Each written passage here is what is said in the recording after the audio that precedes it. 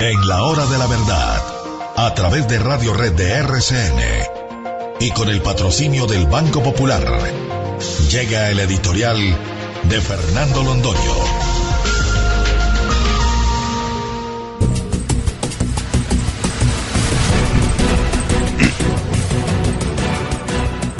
El incidente gravísimo ocurrido ayer en el aeropuerto de Quito, cuando Lilian Tintori, la esposa de Leopoldo López y cabeza visible de la oposición venezolana a un régimen atroz que destruyó ese país, nos debe poner en la ruta de reflexiones muy hondas.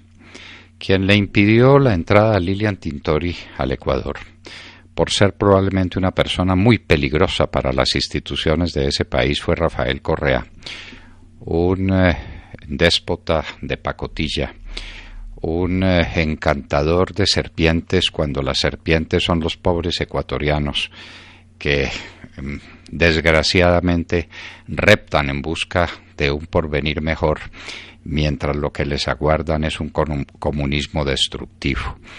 Ese sujeto, Rafael Correa, no es el hombre que se merece el Ecuador. Fue eficiente en el manejo de algunos recursos recibidos de banca multilateral.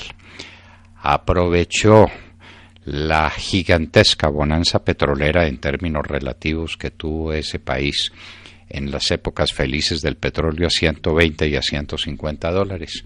Y ahora el Ecuador se encuentra con que está en la ruina, con que desaparecieron las inversiones, con que nadie quiere ir a invertir a un país que maltrata de tal manera la inversión local y la inversión extranjera.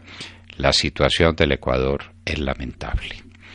Pero Lilian Tintori viene de Venezuela y estaba queriendo llamar la atención sobre los sucesos que se desencadenan en su pobre país todos los días con una fuerza arrasadora.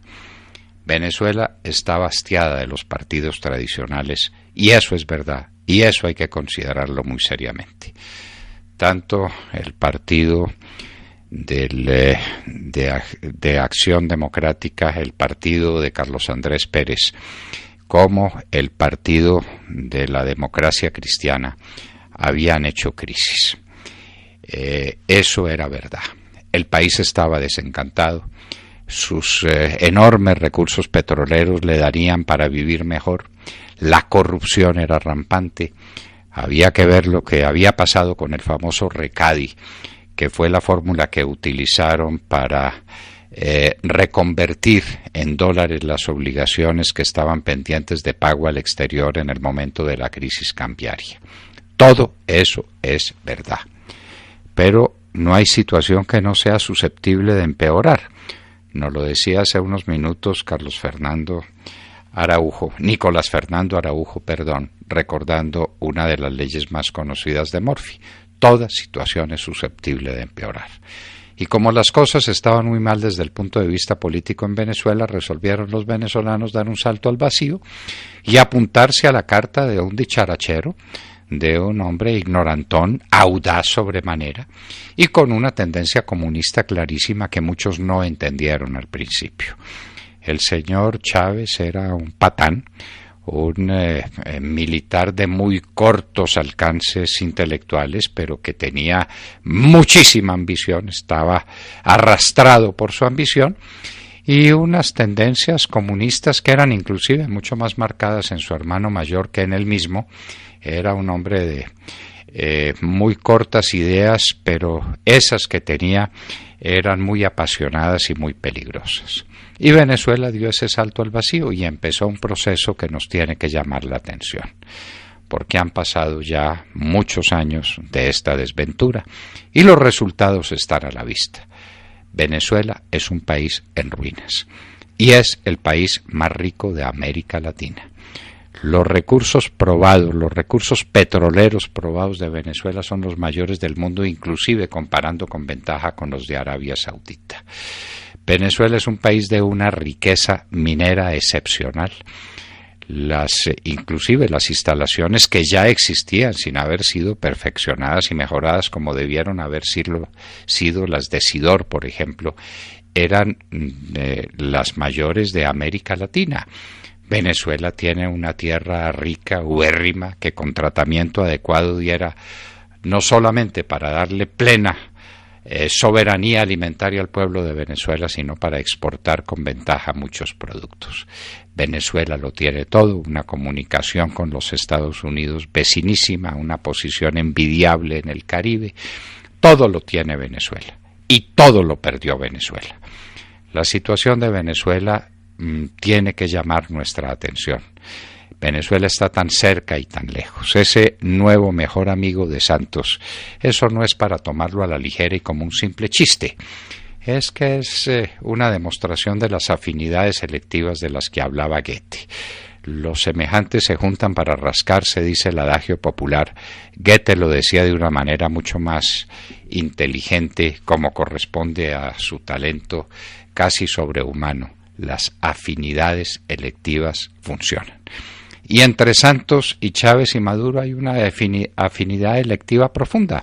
Ambos son procomunistas, pero con una tendencia fabulosa a enriquecerse porque no hay nada mejor que un comunista rico. Eso sí es la última expresión de la felicidad humana, ser comunista en política, pero ser rico en la práctica. Y Chávez y Maduro lo son. La corrupción en Venezuela es de unos tamaños. Se dice que la hija de Chávez es la mujer más rica de América y la fortuna de todos los del cartel de los soles y de todos los amigos de Maduro no hay con qué contarla. Mientras en Venezuela la gente se muere literalmente de hambre, queridos amigos y queridos oyentes. Esto es para decirlo, se dice en términos muy cortos, la gente se muere de hambre. Piensen en un minuto lo que en eso significa. En este país, donde la mitad de los empleados viven en la técnica del rebusque y donde pasan lo que pasan las cosas en La Guajira y en el Chocó y Buenaventura, nos tenemos que dar por muy bien servidos, porque hay muchos colombianos, muchísimos colombianos, que comen completo las 3 comidas del día. En Venezuela eso no existe. En las últimas encuestas o en los últimos análisis se llegó a la conclusión de que apenas el 14 o 15% de los venezolanos estaban comiendo 3 veces al día, que una inmensa mayoría de los venezolanos come una sola vez al día y algunos tienen que encontrar la comida en la basura, en lo que los que comen muy mal desperdician y tiran a las canecas de la basura. Esa es la situación de Venezuela.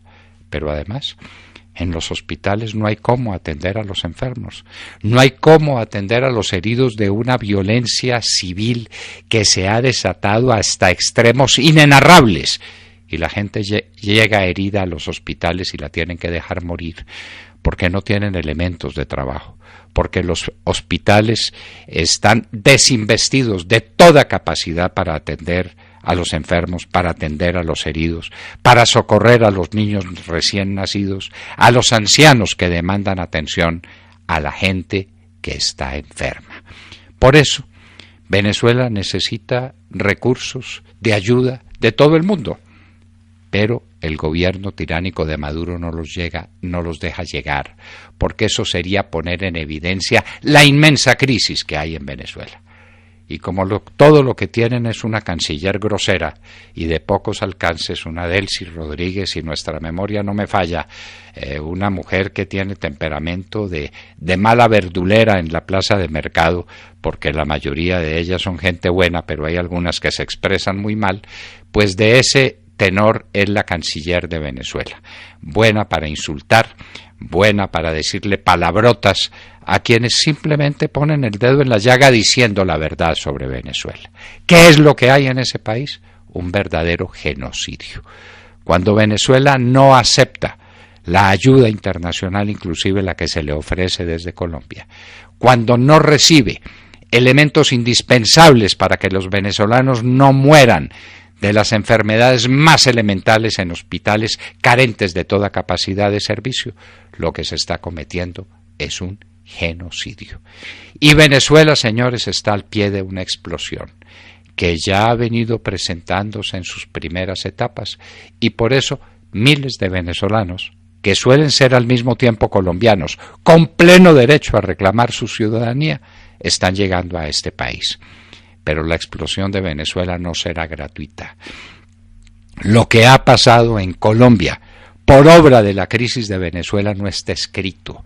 Estamos llegando a una cifra inferior a 800.000 barriles de petróleo, en gran parte eso debido a los crímenes que se cometen contra nuestra infraestructura petrolera, con gente que está, de hecho, asilada, que no de derecho asilada en Venezuela. Los guerrilleros, los bandidos, el ELN, las FARC. La situación de Venezuela es aterradora desde ese punto de vista y estamos recibiendo ese impacto. Pero lo que vendrá es mucho peor.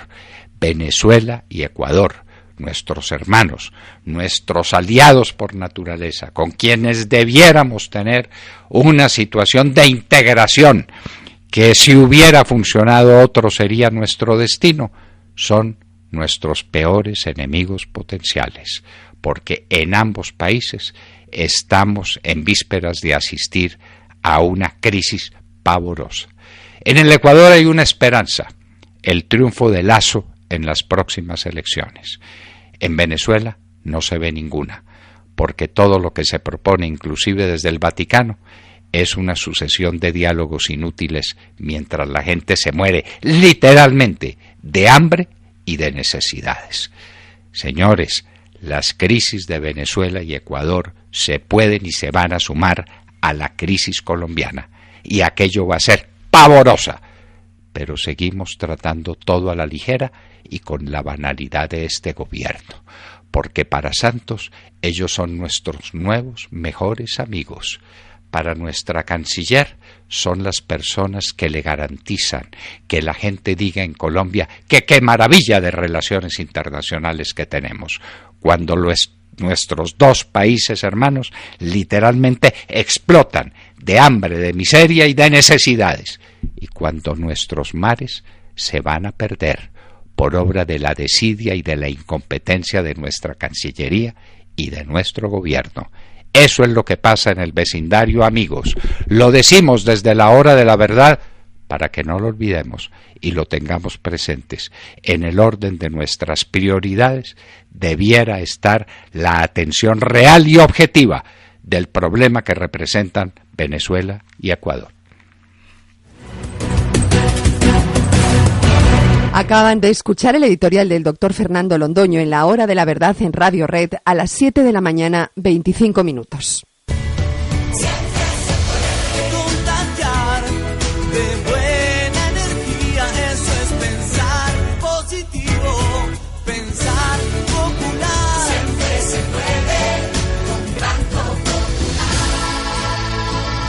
De eso estamos convencidos en el Banco Popular, porque cuando nosotros los colombianos decimos siempre se puede, el país avanza con pasos de gigante.